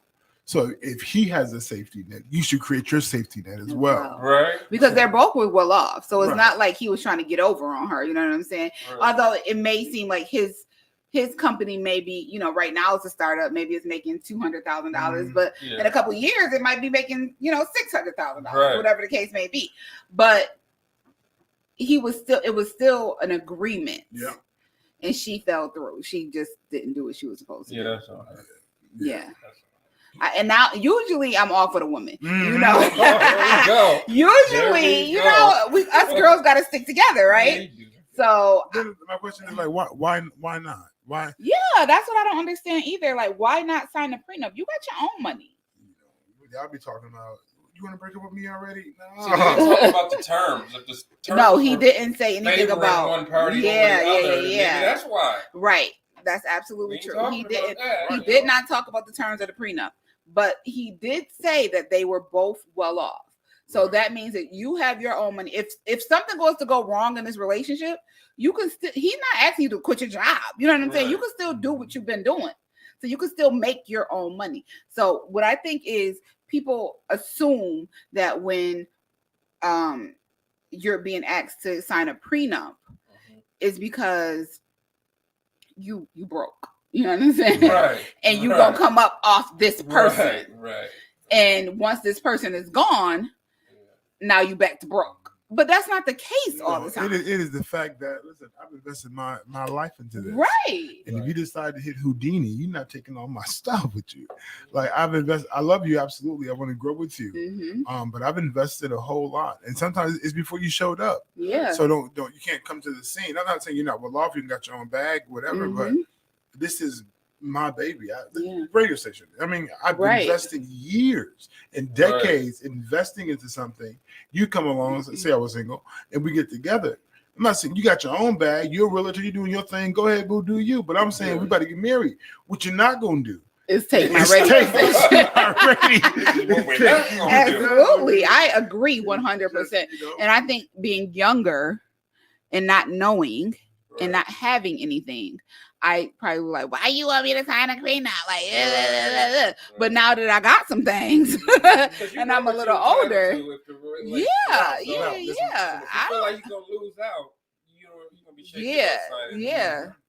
But I mean, if I got it once, I can get it again. You know what I'm saying? Like you didn't make me. I am who I am. Some you know people what I'm don't saying? believe in themselves like you do. Though. Yeah, I guess. Feel like and also some people don't want to go through that again. Because that rebranding is great when you have it and you get in there. But I'm just be honest with you, 10, 15 years from now, kids grown, I want to get a little shaky in your boots, stand still. Because if you want to leave now and you want to take it this, I don't want to go through the process of going to get equipment again, rebranding again, announcing that I'm out here again, going to get new trust again. Because I don't know why people. I'm getting out of that. Your marriage go better than your whole life is just in shambles. No, it is not. We didn't work out. Did she help him build whatever? Yes, he didn't say. He didn't say if that she helped or didn't help. If she helped, then I'm sure that whatever she helped with or whatever was probably in that prenup. You still gonna get something. Right. You're just not gonna get $500,000. You know what I'm saying? I mean, you don't know, but. Niggas, you came into this world, niggas, you shall return. Wow. That's crazy. That's crazy. I'm not so against prenups now. I'll just say that. Now that I have a little bit of something, I'm not so much against them. And not only because, I would love to have a lot more in life. You know what I'm saying? So if you get me, I'm still on the bottom floor. So if you get me now, you might be in some luck. Right. You know what I'm saying? But once I hit that level, you know what I'm saying? You gonna sign a prenup, sir. You gonna sign. Somebody get for my house as my real estate property. No, you're not. You gonna sign this prenup. Yeah. And if the prenup is fair, then it shouldn't be an issue. Like it's just, and I think that this situation, she had to choose the officiate for the wedding, the pastor. By the Lord is my officiate. Right. Listen, I think that I get people's belief in the foundation of a thing, but biblically, where you at with your statement, Pastor? They got like church folks. But if the pastor, I don't believe. Well, you ain't got to. This ain't you officiating. You don't believe it? I can go online and find somebody. Yeah, Right. I think she was being slick with this pastor trying to because get- she was talking okay. about, I don't believe. So she trying to say like, I need this pastor because I know he don't believe in prenup. the Aren't they Lord. supposed to be biased. The priests. They're supposed to be number 2. God is the covenant Are you keeping God. unbiased? Get out of here! Don't get me started, okay? But he If, said, if God keeps covenants with people, you do this, I'll do that.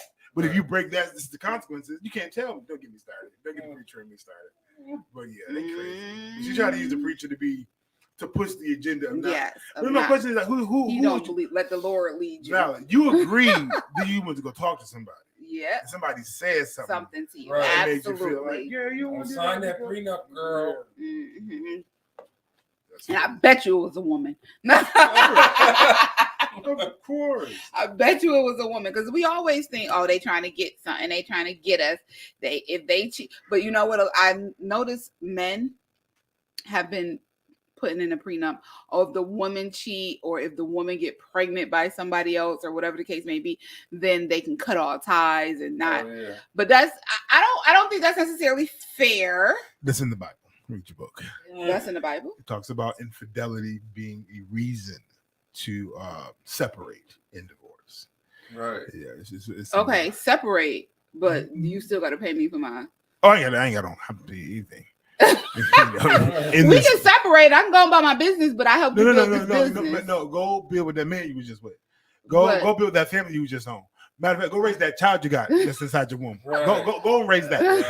I'm sorry. Woo, Lord, did Do somebody look? Did somebody get a little And you got to hot under the collar? I'm not about to show you that man in the child. Yeah, I am. Done.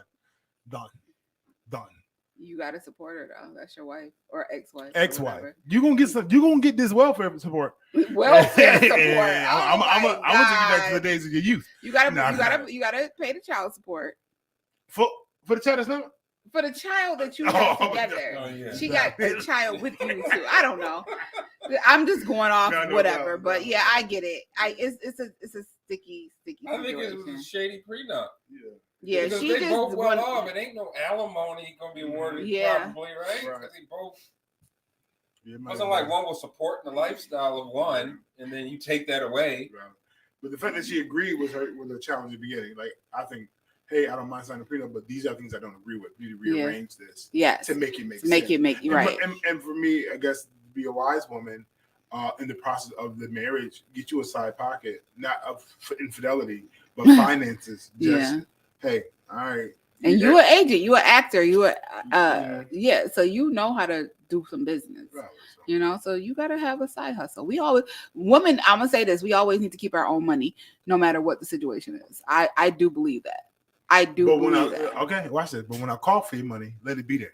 What do you mean? Call for it. Meaning Mine. that if I'm your man, all right, Like you what got do you mean? and you got your own money in your corner, in your side pocket for your own self, Mhm. but we in a situation where I need it, Mhm. go to your little side pocket, pull it Yeah. out, and be there. She worked both ways. Absolutely. Because you think I ain't got me a pocket on the side, but just in case something happened to me with my kneecap go missing, we down for the count. Income Not doesn't if his change. kneecap go missing. Valid, and I need you. Don't get funny now. Okay, I can agree with that. Because as a husband and wife, we are supposed to. As a husband and wife, we are supposed to help each other. We're supposed to be the helpmates. So I can agree with that. But I do think as women, we should have our own bag, even our own accounts. I think like a separate account just with my name on it is efficient. Because you just never know. And I'm not saying that you got to put like all your money in your own account, but you should put 5-10% or whatever your check is into your account. That's your safety money. Say less, because it should happen on both sides. On both sides, Right. absolutely. This Absolutely. is we pay our bills together, handle our affairs together, and that's in our together account. Now, Because And like then- on the flip side, if your wife needed your little extra income, to Right. do She savings, expect you to give it up. she's gonna expect it. Absolutely. Even if she don't want to ask, because some people are not comfortable asking people. That's about very stuff, true. but- And women are a lot like that. We don't like to ask. Yeah. You're just supposed to know. Didn't get Yeah, an attitude. yeah. Didn't get an attitude because I don't know. Right. Right. Fuck. Like you gotta learn your woman. That's all about learning your woman. That's all about communication. I got too much stuff to figure out. You still gotta learn her. You still gotta know her every You know what? I want to get into this, but I'm not. every need, every whisper. every need, every whisper. Fatima dropping gems. You know, but you can't you keep whispering that. The single one. It's over here dropping gems, right? Some of the whispers start blending in and sounding the same. Give it to me straight. Oh, now I know. I'm still trying to get married. I just told my sister I'm about to be 45 in 2 weeks.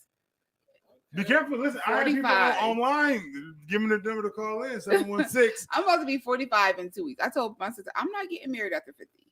If I make it to 50 years old, 50 not bad. I'm not getting married after 50. I don't want to be married. The Lord to say you get married. Oh, that's what my sister keeps saying. The Lord. And I get it. If the Lord tells me this is what I want to do, this is what I'm doing. But if the Lord hears my call, I need you now. Yes, I think what was the problem here, Lord. Like I personally don't want to get married after 50. Will I? If that's what the Lord tells me to do, I will. Right. But I personally don't want to. Now watch, when I'm 51, God gonna be like, here we go. Yeah, right.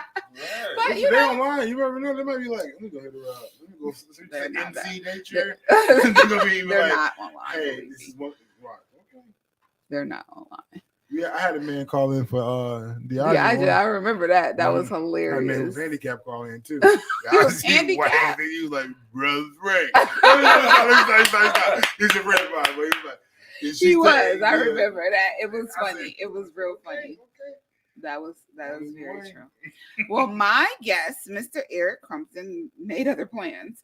So he has to leave us, guys. But Eric, I do thank you so much for coming. And thanks for having me. Yes. Pleasure. Yes. If people want to get a hold of you, where should they go? What should they do? Well, my Facebook page, Crumpton Real Estate Sales, Crumpton Real Estate Sales at gmail.com. CrumptonRealEstateSales.kw.com. My phone number is 716-906-7611. I prefer text because I don't like getting surprised by certain conversations. Absolutely. So text them. I don't have a lot of time. I got 2 careers and a part-time job, but you know. I need the job. I need to be with that bills stuff. Oh yeah. I need that job. They always are. I think right now for ticket takers and ushers, it's fun. Yeah, for Sunday. It's fun, and the networking, you know, you're getting a little bit of change. I'm like, I know Eric. I'm putting that on my application. I ain't putting nothing else. I know Eric. Nothing else. Name, phone number. I know Eric. I'll do that for you. Before it came back to bite me. But I really don't do it. I'm not going to do it for somebody unless I know they're totally legit. Because I did it before for a coworker and who I actually interviewed them too. Oh my goodness! Probably the worst employee in Buffalo Bills history. Oh, that sucks. But you live and you learn. But I valid. I listened. He did now. Eric, thank you so much for being here, guys. And we're gonna go ahead and Big Frank is gonna hit us with some 90 music. Peace out, yo. Thank you so much, Eric. Yes, this is cool. So listen. Around tax time, we got to get these people to spend their money the right way before they blow it. Okay, so we need to get some advertising. When they got it, these people are trying to make the best decision. They have that little change. But then, you're going throughout the year, and you've been looking at the Caribbean, waiting on your taxes to come, or that new purse. Val, I need to buy like a rental property in the next 20 days. Really? No, but I got some grant money coming. Yeah. And if I can make some money, it needs to be through the LLC. Well, I can pay myself either way, but I need to make it happen. I know that my credit directly is. Oh, I'll live right there. Yeah, my personal credit is trash. So me and my wife will work on that. Like ASAP. But then with the LLC though. You already got it. The LLC. Yeah. This month. That's me. Okay. Hanley Holding LLC. So I already have that. Listen, I encourage you to do it under the LLC because if shit hits the fan with your LLC, you ain't personally liable. Gotcha. For the mortgage. Got it. And that's how the big boys do it. And I got about and all your expenses you deducting off to help you with your tax. Yeah. I got like about 5 figures coming. You do. You got what? About 5 figures. Oh, I thought you said 5-figure discount. So, how you get that? So you're gonna at least need 20% down, but you're gonna have to get a conventional loan. Keep the rest of that money in the bank.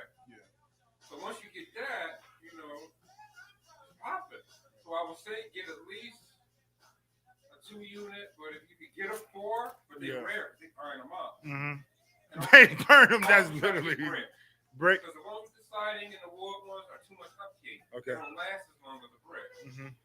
That makes sense. Right. We ain't got to paint or nothing. Because it looks old to me. Oh, okay. So it ain't like that nice brick. It's like great brick. Oh, okay. Old. So I wanted to kind of.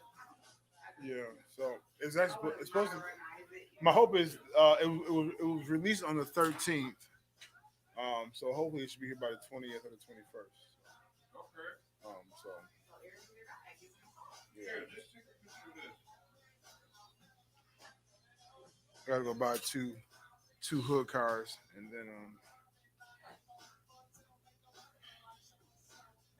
Oh, what's your phone number? I'll text yeah, it to you. 716. No, no, Damn, I you- got 1%.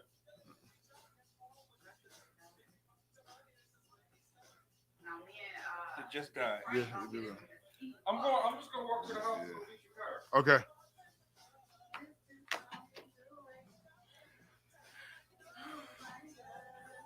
So we can walk free pizza and wings or something during tax time Mm-hmm. to get people to come, right? Mm-hmm.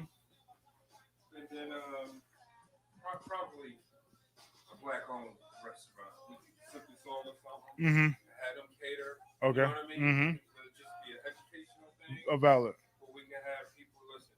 Tax time. We can even have somebody. Yeah, classes right next. Her tax Yeah. here. We do. Directly feed them to me or a real Valid. estate agent with the knowledge. Talk taxes. We can make a class. We can make a class happen right next door. Right here. Right here. Yep. I'll be right back, y'all. Okay.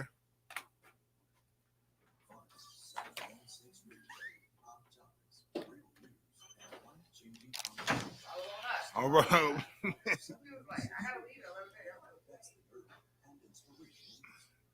Hey, we are back, and y'all already know it's a party. It's a party. It's a party. Eric had to go. He had other arrangements. He had to go to work, actually. That's what he do. He works a lot. So he had to go to work, but it's just me and you and Frank. So we're going to talk. We're going to chit chat. You got some questions. You got some answers, some things that you want to say to me or Big Frank or whatever. Leave them in the chat. So, you got a question for us? We're going to get at you. Get at you. Yes, but me and Frank, we're going to start it off because last week we were talking about last week, Steve Harvey, yeah? Yes, so Steve Harvey is getting ugly. And I told you, where there is smoke, there is fire. So what's the latest update with Steve? So what has come out within the last couple of days is Steve's co-host and one of his best friends. Yes. Shirley Strawberry. Yes. Whose husband, a strange husband or whatever she want to call him, is in prison. Yes. Been in prison for about a year now. And somebody somehow, now everybody knows this. I don't know how this is, that your conversations on those phones are recorded. So if you don't know, anytime somebody call you from a state facility or jail, or those conversations are recorded. Wow. So her Shirley Strawberry and her husband was on the phone having a regular conversation. Yeah. And that conversation was recorded. Yes, I recall. Leaked. Yeah. So the phone call was leaked. Miss Shirley Strawberry. Everybody knows Shirley because she does the Strawberry Letters on the Steve Harvey Show. Her husband's name is Ernesto, and he's now in a federal penitentiary and has been there on over a year. So unfortunately, their conversation has been leaked, and during this conversation, Shirley was stating how she was invited over to Steve's house, and it wasn't her first time being invited there, but this time was different. Yep. And the reason it was different was because Steve's wife, Marjorie, would not be at the house. Red flag. Okay. For me anyway, big red flag. So she's not going to be at the house. So because she's not there, now we can go and hang out. So the whole crew was invited, not just Shirley. Right. The whole crew was invited, okay? And because, they enjoy Steve's company, that's their boss. They all get along pretty good. They all went. She says the reason why she never goes over there when they were invited in the past is because Shirley sees them as the help. Another big red flag. Because these are Steve's friends. Yeah. So why do you think his friends are the help? Like that? I can go ahead. Keep going. Okay. Go ahead. Because it all depends on how this story is. And I heard Shirley Strawberry say this. For Margie to think that they are the help, quote unquote, will only be based on how this portion of his business, the radio portion, got started and what happened behind the scenes. Because if we made it now. What was that groundwork in the beginning? And however that storyline goes. And I don't know how that went. I don't know if they were just the help or it was on Steve more so. And so she could hear her husband's conversations at home, which is different from the conversation he's having at work. So Steve could be responsible for this narrative that they're the help. Okay. I'm not saying that it's proper or valid, but I'm just saying it's possible. But proceed. This is crazy. Okay. So that's the reason why she didn't want to go over the house when Marjorie was there. But now that Marjorie is not there, she's willing to go hang out. Yeah. So that's interesting to me. Yeah. Shirley also stated in this conversation with her husband or ex-husband or estranged husband that Steve is not in the best health. Big red flag. Yeah. Big red flag. Because as you know, right now, Steve is selling vitamins and health stuff all over Walmart. Yes. You can go into any, especially in the South, you can go into any Walmart right now and see a cutout of Steve in that location. So you can go there and you can see this cutout. So to me, this is a red flag because you are selling these products to people saying this is going to help your health. I've been taking it for this long, this, that, and the other. But again, your health isn't great. Right. This is the challenge, though, because this conversation isn't a new conversation. Right. It's not a new conversation. This conversation is an old conversation. It was in November of last year. So this is also something that he already knew. But Steve himself talked about, though, my health is in trouble, that now this product, this evergreen, everlasting, something, whatever it is, has been a aid to his advancement. So now he's in good health after he started taking this product. It's better now. But it's media. It could be something else. He could be just changing eating habits and drinking water. Okay, I'm not saying I'm not about to sell a product. I don't get no gain from this evergreen, whatever he's selling. But and what's her name again? Shirley. She was like, it was a candid conversation between her and her husband that she just didn't think was going to get to the world. And that's yeah. So so we're going to talk about that too. She stated in this conversation with her husband, Steve and Marjorie are involved in a hell of their own. So that right there seems like there were some troubled waters even before. And this was November of last year.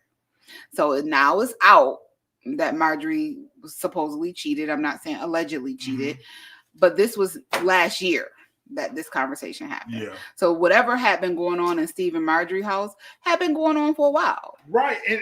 And what is life? Okay. Right. Absolutely. What is life? Okay. I'm so sorry, y'all. Absolutely. Me and my wife, who I love so dearly, I haven't cheated, not cheating, and she hasn't, will not cut her from the inside. But some days it's good, some weeks it's good, some months we be killing it. That's relationship. But the problem that I have is that you took what was happening in my world and made it a topic of your conversation between you and your partner, and you didn't think it was going to get out, but now that it got out, now I don't trust you too much. Okay. So that's where I want to go. Yeah.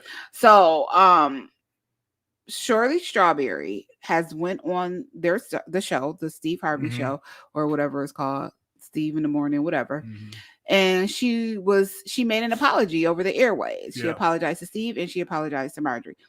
But I don't know why.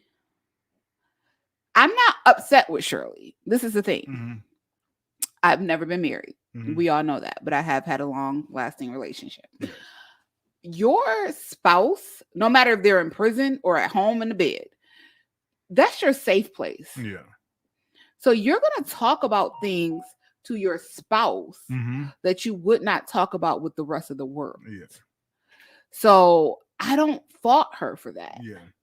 Because she thought that this is my husband. Yeah. And we talk about our day-to-day lives. Yeah, I went to Steve's house today. You know, I don't do that now. Right, Like, this is what she's saying to her husband. You know, he invited us. You know, Marjorie wasn't there. That's just how the conversation flew. Yeah. You know, it wasn't like she did anything on purpose. Right. No, for It sure. wasn't no hostile, you know, Mhm. under it. It was just Valid. we talking. Valid. And then the challenge really comes with the person who leaked it. Right. It had to be an officer. It had to be. So that was the problem. That is the issue. Mhm. So somebody got wind that Steve and Marjorie was going through some things. Then they heard this conversation. Right. They let this conversation out to the world. Now that everybody looking shady at Shirley. Right. And what happens is the timing of it. That's the timing. Because the allegations is one thing, whatever. Okay. But now you're adding allegations and you're adding this old conversation that we already addressed last year. Mhm. We over it now. We kept moving. We're doing Strawberry Letter, but now that it's been leaked out, which now brings attention to it to the public. Because, like Steve said, he's accustomed to being chewed out, and it's whatever. But it's like, dang, now this just add. Now they take what we do, sections of a conversation, and we apply it to you know. Absolutely. Now this is all over Beyonce internet. And like I said, I'm just not mad at Shirley because if I had a man, we would be talking about all my friends too. Dang. And because that's my safe place. Mm. Listen, you don't tell me you and Tyra don't talk about things at home. We dog y'all like. I'm not saying dog. We just talk about it. This is what the day entailed. This is how I felt. This is what it is. This is how I felt today. Homegirl didn't come to my party. That type stuff. When me and my significant other, we talked about stuff all the time. Mm-hmm. Like, did you see what the color had on? That's what we did. That's as an adult. That's what we do. And y'all on here chewing her out because she was talking to her husband. Right. That's her husband. That's her person. You don't care. People just is tearing her down. They talk about her daughter, Shirley Strawberry's daughter. Wow, right. So I guess her daughter tried to warn her about her husband, Shirley's husband, Ernesto. And she didn't, Ernesto. And she didn't take heed to it. Yeah. Steve said the same thing, but he was like, hey, you didn't give us a space to give our opinion or our thoughts. Mm-hmm. So by nature, we're gonna support you, period. Right. So but I think he's gonna fire her. Think so? I absolutely think he's gonna fire her. I don't think so. I do. We'll talk about it when it happens, but I definitely think it might not be today or tomorrow. And I hope she's smart enough to have her bag. You know what I'm saying? Yeah. Get in her bag, do some interviews, whatever the case may be. I don't think he's going to fire her because this ain't new. Mm-hmm. This is just out in the public. But I will say that the attack of the people might cause Sherry Strawberry to step away. And the reason why I said that, because if we already had the conversation, we already talked. You and I, we good. Mm-hmm. I heard this already. We talked about this already. We a year in. The emotions of frustration and aggravation and all that came with that, we dealt with that, and you're still here a year later. But this is my question. Did Marjorie know? Yeah, Marjorie had to know. Absolutely. I don't think she did. I think Marjorie knew. I don't know. So my thing. Marjorie, Steve puts her on this pedestal, Mhm. and that's his wife. As he should. As he should. But there's levels to stuff. You know what I'm saying? You can put your wife on a pedestal, but you can put your wife on a pedestal. Yeah, because You know what I'm Margie saying? already bougie uppity. She came in with bougie uppity pressure. But and that's the thing. She one of us. She hood. Valid. The way she got bougie ain't always legit. All I'm saying, allegedly. I know that Steve told a story where him and Margie was rocking out together, whatever, and she was like, he answered his cell phone or something, and she started packing up her stuff to leave, and she was like, either you gonna choose me, or you gonna answer your phone. What you gonna do? Because I'm not. And he broke his phone or something crazy like that, and chose her. So, but she been a player. There's no valid, and rightfully so. And I think, but I think that because take that same conversation you just said about talking to girl. Guess what? Let me tell you what happened. So now this only aids to the fact that Margie don't rock with you, because mind you, you already have this situation now. Okay, you like to talk too much. I don't rock with you. So if you're gonna be there, I'm not gonna be there. But I'm gonna go ahead and let you be there because I know my husband supports you, and you good with him. Because I'm not. Because my wife, low key, the killer. Okay, the killer. Like I'm not going there. I said, well, I don't fuck with people. Okay. I'm going.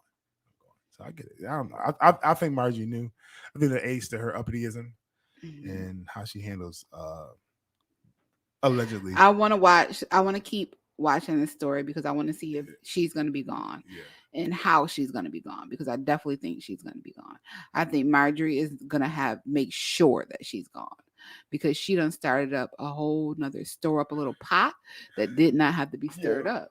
But then my question is like, they've been attacked. You know, the way that Steve delivers the message as if, child, it ain't no smoke here. It ain't no smoke. Ain't no smoke and that's here. A lie.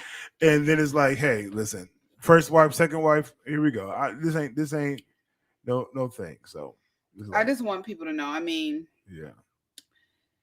as the community, and all of this is alleged. Let me just say that. But as the community, we got to give people grace. I have to give Steve a little grace. Although, you know, I don't really know. I don't know why I got this issue with him, but I don't know, because I think he's pretty funny. I love the shows. I watch them, but it's just, you know how it's just something about somebody, and that's just how I feel. It's just something about him. The something ain't right. And it's just the intuition. It's just something ain't right. And I think he gives her way, way too much credit. And the kids, I don't feel like her daughter is his baby. And I don't like that. I don't like that, because you left your pregnant wife. And now this girl ain't even yours. He said his marriage wasn't worth 25 cents. Okay. Can you wait till she go in labor, sir? No, because that what do you mean? No, because it only makes what? It only makes it harder? Yes. Listen, okay. Number one, we don't like each other. Number one. Number two, we can't stand each other. Number three, you're not with child, and your emotions and your chemical imbalance is way different, and you're causing me crazy hell right now. Okay, but what about the crazy hell that I'm going through right now? Oh yeah. We lost that when we fell out. I love each other. You don't care about us or me. Not woman, even but I'm gonna go ahead and sow my royal oats, because you gotta sit in the house with this baby. Not even that. I'm leaving because you're toxic. We just had makeup sex along the way, and you was pregnant with it. Like we were already. These men. Listen, we were already falling apart already. Okay, and I'm pregnant with your child. And we had relationship sexual repair sex. And now you got pregnant, but guess what? We are still falling apart. I am having your child. So there's an elephant pregnant in 9 China. Months. No, I'm not. Deal with me. Go get my ice cream. Rub my feet. No, absolutely. I'm Take not me getting out to dinner. No, because you're not going to treat me and deal with me like you deal with me. Then expect I'm about to treat you better. You better have my child. You're taken care of. The bills is paid. You Gucci. But they weren't. It's questionable. Probably not. He's broke. It didn't have nothing. He didn't Okay. have nothing. So listen. So the least that you can do for me is stick around. Not if you me. toxic. Not if you foul. And go through it with Not me. if you out of Not control. leaving me barefoot and pregnant. That's How crazy. about that? If you don't know how to control yourself and how you treat me, now she pregnant and she don't know how to control I'm herself. just saying. Whatever. Y'all see how they do us? No, I'm just saying because You my see wife how they could have got knocked out a couple times. Who you talking No. to? Oh, listen, I know Tyra will murder you. True statement. But truly, that them attitudes and them frustrations and the energy, and especially while I'm trying to get us to a place, I get that. Listen, I get you're pregnant, and I got you. I'm here for your diapers, wipes. I got you. I understand you need some toe rubbing. I got you. But I'm literally, while you're pregnant and going through your situation, I'm literally fighting to create a career opportunity, a situation to change our life. So it ain't just I'm out here just laying on the couch and on the bed and in a corner. No, I'm trying to provide for us. But while I'm doing that, you give me attitude, you give me all this friction, you give me all this challenges, and you're saying slick stuff out your side of your lip, on your bottom mouth, Right. to your side tooth. I'm just saying that. Right. Y'all don't let pregnancy. Pico cool. I'm sorry if I'm saying it wrong, baby. Don't leave your kid in a messed up situation. It's not messed up. Don't leave your kid and mess them up. Absolutely. Don't leave your kid and mess them up. No. I left you, not the kid. And that's what. But when you leave your wife barefoot and pregnant, barefoot, you're leaving. Put your shoes on. Put your shoes You're on. You're leaving us all. No. He was broke. She was broke. Valid. So she's barefoot and pregnant. That's just what we do. Yes. That's how it is. You can be mad at me for putting myself first in the situation. Feel free. But if you need anything, I'm there. Because the kids that are there, okay? I'm not saying he did everything right or proper, but them twins doing all right. I don't know which set of kids she had in the belly, because all of those ain't Margie's kids, okay? So these kids from the they other doing marriages, all right because they are right, not because he made them all right. He did his due diligence at some point along. Nah, yeah, everybody want to talk. Nah, Your mother. Sandra, what you think? Your mother was toxic. Ain't nobody want to take the blame. So the daddy was toxic. Valid, but nobody wants to take the blame of the energy that the woman gets off at times that can push a man away. The widow spider takes the head off the man. Leave, escape for your life. Y'all always want. Let me stop, because I'm not about to bring this on here. Anyway, Shirley Strawberry and her daughter and everybody is all in this mess. Her daughter is she's a grown up, and Shirley had to say on this same recording that her daughter only comes around when the rent need to be paid. So these are things that unfortunately is out to the world now, and because someone leaked this conversation, these are things that we just need to give these people a little bit of grace, because things happen. We all go through it. Like I said, I'm not married, but I've been I have 2 children. My son is about to be 23 years old. My daughter is 14 years old. I've been there. We've done that. Give people grace. Yeah. Because you never know what's going on in somebody else's house. Mm-hmm. So we all looking down at Steve. We all looking down at Shirley. And I'm just like, you know what? She didn't do anything wrong. She was just talking to her husband. And, it got leaked. And Steve, he might have always did what he thought was right. Mm-hmm. And that's another thing. Like, I see it differently. I see him, but he might have just was doing what he thought was right, and what he thought was right for him. And at that point in time may have not been the correct decision, but he thought he was doing the best. I had a conversation with my son the other day, and in our relationship, he's now about to be 23 years old. And the parenting that I had from my mother and the parenting he had from me is completely different. Mm-hmm. And kids think that they get choices nowadays, and that surprises me. Mm-hmm. Like, you don't got no choice in this matter. Like, when my mother said, no, shut up and go sit down, go in your room, that's what I did. I used to write letters to God because I ain't had nobody else to talk to.